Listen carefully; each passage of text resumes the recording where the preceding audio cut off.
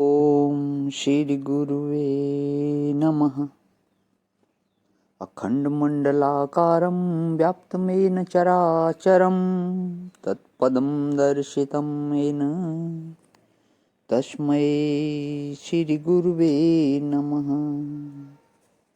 ओम शांति शांति शांति। प्रणाम भगवान। मांडुक्य कारिका प्रवचन व्यातथ्य प्रकरण से, जिसमें भगवान अध्याय चल रहा है कि भोज्य की सूक्ष्म व्याख्या, और पेज नंबर जो है आज हमारा 223 चलेगा। तो यहाँ पे स्वामी जी ने बहुत सुंदर दृष्टांत से कि हमने क्या खाना चाहिए और उससे हमारा क्या क्या खाने से शुद्धियाँ होती हैं।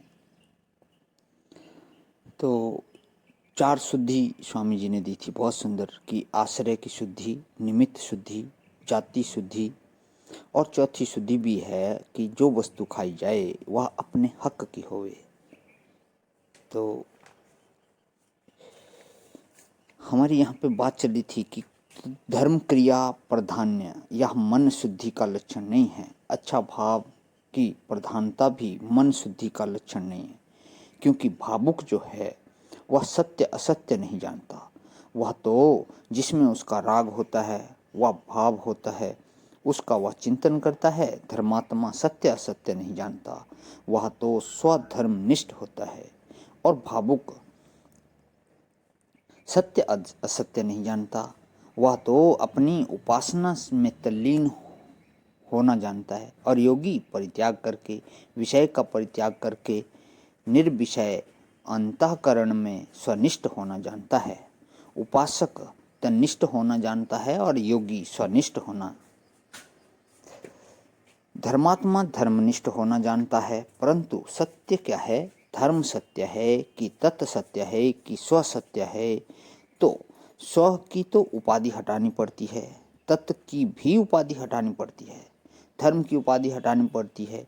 और उपाधि विनिर्मुक्त जो वस्तु तीनों में एक है वह सत्य है। और उस सत्य का जो चिंतन करे उस मन को शुद्ध बोलते हैं। तो आहार शुद्धो सत्य शुद्धि, आहार शुद्धि से अंतःकरण की शुद्धि होती है। अतः भोज्य के संबंध में जब ठीक ठीक ज्ञान प्राप्त करेंगे तब यह बात बनेगी, परंतु यह साधन ही तो हुआ ना, सिद्ध तो नहीं हुआ। साध्य जो है वह तन्मयता है, स्थिति साध्य होती है, और साधन जो है वह शारीरिक या मानसिक क्रिया होती है या वस्तु होती है। परंतु बहिरंग साधन है, उसकी अपेक्षा क्रिया अंतरंग साधन होती है, और उसकी अपेक्षा भावना जो है अंतरंग साधन है। परंतु सिद्ध वस्तु जो है वह बहिरंग साधन, अंतरंग साधन और साध्य स्थिति सबसे विलक्षण होती है। वह तो ज्यों की त्यों है, उसी को आत्मा बोलते हैं, ब्रह्म बोलते हैं, परमात्मा बोलते हैं।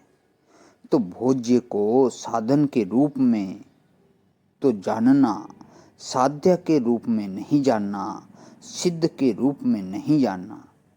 श्री शंकराचार्य भगवान ने इसी आहार शुद्धि का अर्थ दूसरा किया। वे कहते हैं कि आहार्यन्ते इति आहारा विषया, बोले कि कान से शुद्ध सुनो, भद्रम करने भी ऋणुयाम, यह आहार शुद्धि है। भद्रम पश्यम अक्षिभिर्जत्रः, नेत्र से पवित्र को देखें, या आहार शुद्धि है।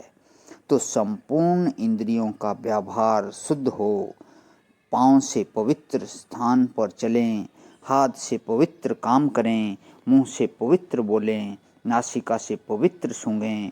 तुलसी दल की गंध बहुत पवित्र है, और ये सेंट बेंट हो जाते हैं, उनकी गंध पवित्र नहीं होती। तो इस तरह से आहार शुद्धि माने संपूर्ण इंद्रियों से पवित्र आहार। इसमें भी आहार से मन की शुद्धि, फिर कर्म से मन की शुद्धि, फिर वासना से मन की शुद्धि, फिर स्थिति से मन की शुद्धि, और केवल ज्ञान से मन की शुद्धि। ये 5 कक्षा हैं। तो ये साधन नहीं है, इनको सिद्ध नहीं मान लेना। तो इस तरह से हमारा जो ये अध्याय है भगवान यहाँ पे जो है समाप्त होता है। इससे आगे हमारा चलेगा सूक्ष्म स्थूल मूर्त अमूर्त विवेचन। इसको कर लेता हूँ आज ही विराम। ओम शांति शांति शांति। प्रणाम भगवान।